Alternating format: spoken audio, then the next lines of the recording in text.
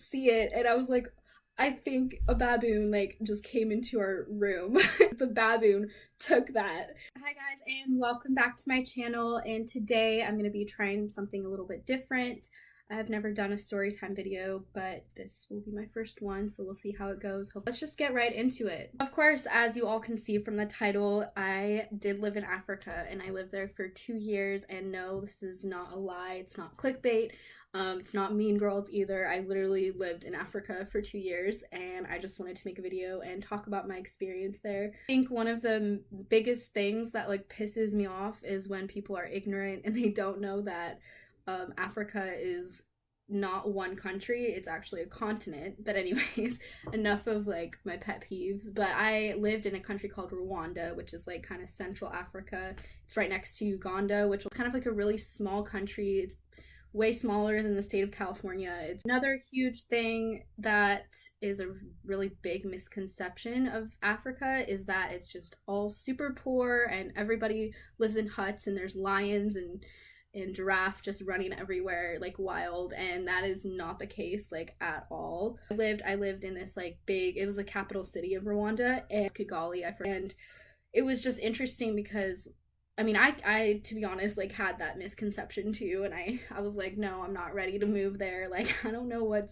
it's gonna be like. Like, am I just gonna live in huts and live in the village, and it's just gonna be crazy? It was in a big city, like I said, and literally there was like huge, really rich, like nice buildings, and then they would be like right next to huts and like the poorer areas kind of, so it was really like contrast like anywhere you went. And so I just wanted to kind of get a little bit of those misconceptions out of the way before I go into like my whole story, like specifically and stuff. If you guys are wondering like why I even like went there, like what was the reason for that, my parents kind of, we weren't like missionaries, but we kind of just wanted to go, and my family, we loved traveling. I lived in Scotland for 8 years or 7 years before I moved to California, so like my whole life I've kind of just traveled, and my family just had it on their heart that they just wanted to move to Africa. To be honest, at first it was like really hard to accept that idea, and we had only planned to go for 1 year, and we ended up staying for 2 years, and that was just kind of a lot for me because I was like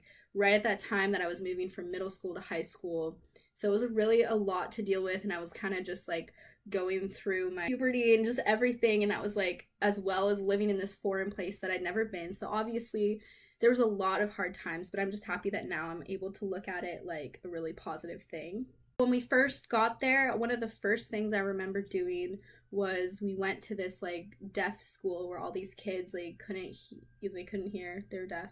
But yeah, we had gone there with some other people, and we just like hung out with the kids, and like I just remember that and as my kind of first big experience there, and the girls and the boys, they were so happy and so like just smiles 24/7. Like it was so cute, and like so happy to be around them, and they were so loving, and they just like want to be around you, and we just played games with them, and like it was a super fun experience, just that alone. Like some crazy things that like I would see that was just super different than living in America is everyone kind of has like a guard or a maid. If you're not in the village and stuff, then you're say like upper class, but if you have a little bit more money, that's automatically what you have. Also, another crazy thing was everybody has these gates around their houses, like everybody, and that's just like to protect. And thing to know is that like I think it's more than 20 years ago there was the genocide in Rwanda, and that was where there was the Hutus and the Tutsis, and they had this big almost civil war type thing. And so I mean now they're like totally recovered from all of that, and it's really great how the country itself has been able to move on from that. I think that's maybe one of the reasons why they have these like fences around the houses and everything. So that was just one thing to get used to, and there would be guards like at buildings and stuff that would just carry these huge guns, but it wasn't like I ever felt unsafe. And another thing I had to get used to was the amount of people that were on the streets like 24/7. There's so many people, and that's one thing that's super different about being in a big city in America is like people have cars and there's traffic and everything. There's traffic there too, like of course, but everybody walks like everywhere. So that will, like, they would ride these bikes and they'd have these huge refrigerators on the back like it was nothing, and then they'd have like, they'd carry chickens around like everywhere. But it was just crazy because it was like we were in this city where there would be like affluent people, but then there would be like people carrying chickens everywhere. It was just like normal. It was really funny. But these motorcycle taxis that everybody would take, and we took them a couple times when we were living there. It's just like you get on the back of this one guy and like he'll just drive you everywhere, and it's so sketchy because like they go through red lights, and like driving there is just insane. Like you think like driving in LA or San Francisco or New York or whatever, like you think that's crazy. Well, drive in, I mean, not that I ever drove, but like I just remember every time that like my parents would drive or anything, it's just something crazy would happen. So also with the amount of people that are like walking in the streets and everything, anytime, because we didn't have a car like the first few months that we lived there, so we had to like walk around for a while and take the motorcycle taxis and everything. We really just experienced what life was like there. And it was kind of hard because being white, everybody, you stand out because there's so many Africans everywhere, and so they would stare at us like so much. And they had this word called Mzungu, which means like white person. Where we went, the little kids, they'd all come running up to you, be like, Mzungu, Mzungu, Mzungu. I just had to get used to that, so that was pretty different. And it wasn't even like they were like rudely staring at me. It was just because like, wow, it's someone different, like I've never seen anyone like you before. There were a lot of hardships living there. Some basic things like I had to get used to the power going out at least once a day, sometimes for hours at a time. Rwanda, they have like a dry season and a rainy season, so they don't really have like any other seasons in between, like always 80 degrees like all year long. So that was kind of different for me because I've always lived in places that have different seasons, different temperatures and stuff. So, you know, because it's like right near the equator, really nice weather like when it was the dry season. But yeah, in the rainy season, it would just rain nonstop. And food, when we first lived there, we stayed with these friends that we had known actually from Scotland, and so we stayed with them for a little bit. When we first got there, we were like looking for a house and everything, and it was just what surprised me, like instantly I was like, wow, I don't know if I can do this. But they would literally eat like the same food for lunch and dinner every single day, and for us Americans and Westerners, it's just like that's so unusual. Is we kind of just switch it up like every single day.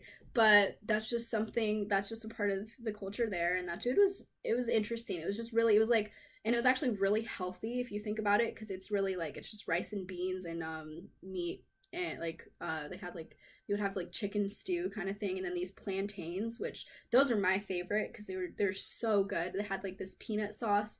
They're kind of like bananas, but like more, it's not like sweet, it's like potato. I thought it was also really interesting that like being there in a big city, and like I said, how there's like these really kind of big like skyscraper buildings, like affluent buildings, compared to like these villages across the street. There were also some, like, even though the food, like a lot of the Rwandans would eat the same kind of food all the time, but at the same time there would be like, I don't know why, but I guess there's just a lot of tourists maybe, or like people that do business there. So there would be a lot of like really nice restaurants. And I had probably some of the nicest restaurants I've ever been to in my life were like in the city, Kigali. Like there was this one pizza place that we would always go to, and it was like really high end, like really nice. And then they had like some Asian restaurants. So that's another huge misconception about Africa in general, is that it's all just like dry land and it's kind of the grassland type thing. It's all, Rwanda was just the complete opposite of that. Where we lived, it was really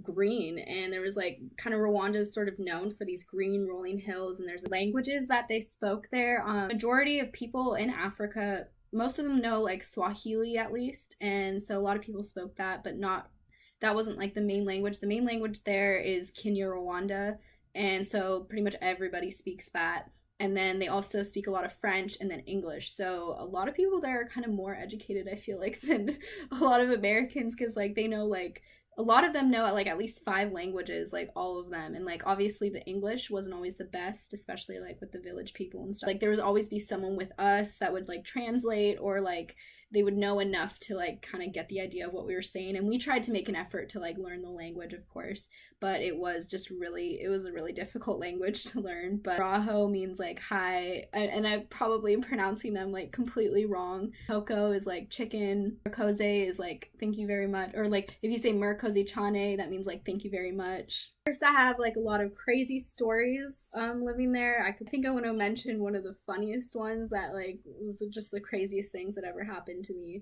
So we went on a couple safari trips. We went to one in Uganda, which is a country right next to Rwanda, and that was an amazing experience. It's called the Queen Elizabeth Park. Saw like lions and hippos, everything. It was so cool. We had like lunch with the giraffes.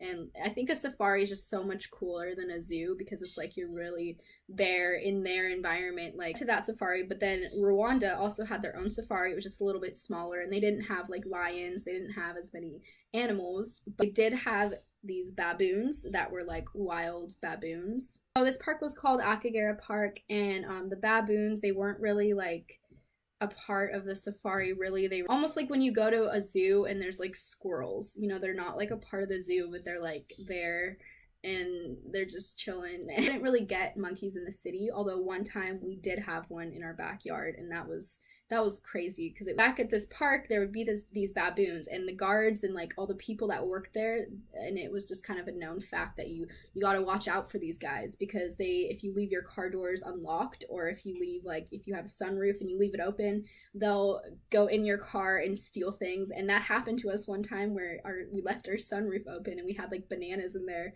And of course they like climbed in and like grabbed the bananas. I think one of the craziest things, so we're at that park. We'd have gone there I think once before, and we decided to spend our Christmas there. So my parents, we had brought all of like the presents and everything. They had a lodge there that we stayed in, and it was kind of 2 rooms. And so me and my brother stayed in the one room and my parents in the other. And we had just opened all our presents, I think, that day. And it was just earlier on that day. And my brother and I were in the other room watching TV or something. And my parents were like down by the pool. I had left, so there's the 2 rooms, and there was like a screen door. And I had left that open for some reason because I didn't think about it. And all our presents are like out. And my parents had just bought me like this concealer, and also had got me this perfume. I was like super excited about that because that was kind of right when I started getting into makeup a little bit. Anyways, I and my brother were in here watching TV, whatever, just chilling. And then like all of a sudden there's also bags and wrapping paper because we hadn't really cleaned up yet. And then I like heard like crinkling of like a paper bag, and like I looked over and there was like this furry animal, and like it just ran away. And I was like like, did you just see that? And he's like, no, like, what are you talking about, Lily? Did you just see that? Like, he didn't see it. And I was like, I think a baboon like just came into our room. It rhymes, I know. And then it just hit me. I was like, wait, I think baboons like steal stuff. I totally like, and I was like, I just remembered that all of my presents, everything was like out, and I'm like, oh my god, what if like it stole something? So anyway, I ran down. I was like too scared to even check, so I like ran down to my parents at the pool, and I was like, you guys, I think there's a baboon like in our like apartment room, whatever. Like what are we gonna do? Like what if it stole stuff? So we came back and it was gone at that point. And then I was like looking through all my stuff. I'm like, okay, I need to check, like, did they steal anything? Like we had food out, we had just everything. They didn't steal any food, they didn't steal anything like that. But then I looked, and my perfume and my concealer was gone. Like it was gone, and they had like the baboon took that. And I was like why? Like why did it do that? Like what the heck? Thankfully, like told like the guards and the people that worked there, and we're like, yeah, so the baboon like stole my stuff, like my makeup and my perfume. I guess they want to like look good or something, but like I need to get that back. So like went up on the roof or something, and they checked, and like they found my perfume bottle like on the roof. There's just like baboons everywhere and staring back at us, and I was like, you took my stuff. And, like, but like you're not supposed to get too close to them because like they're actually kind of dangerous. So like it was a crazy experience. So they found my perfume, and I was able to get that back, and I was like so thankful. I was like, thank you so much, like you have no idea what this means. I never got my concealer back. Like they had taken that and gone away with it, and I don't know, but now if you ever go to Africa and you see a baboon with a really nice face, then it's probably my concealers. So that's kind of the shortened experience of like the 2 years that I lived there from when I was like 12 to 14. And of course, Rwanda is just one country. It's not like any other country in Africa. I mean, they're all so different and unique in their own ways, and it's not one continent, so remember that. If you guys have any more questions, or if you want me to like share more stories about, I have a lot more, trust me. Or even like any kind of other story time. I've experienced a lot of crazy things in my life that I don't mind sharing, and I want you guys to hear about it. But thank you guys so much for watching this video. Share, like, subscribe, you know the drill, all of that stuff. And I will see you guys next week. Thanks again.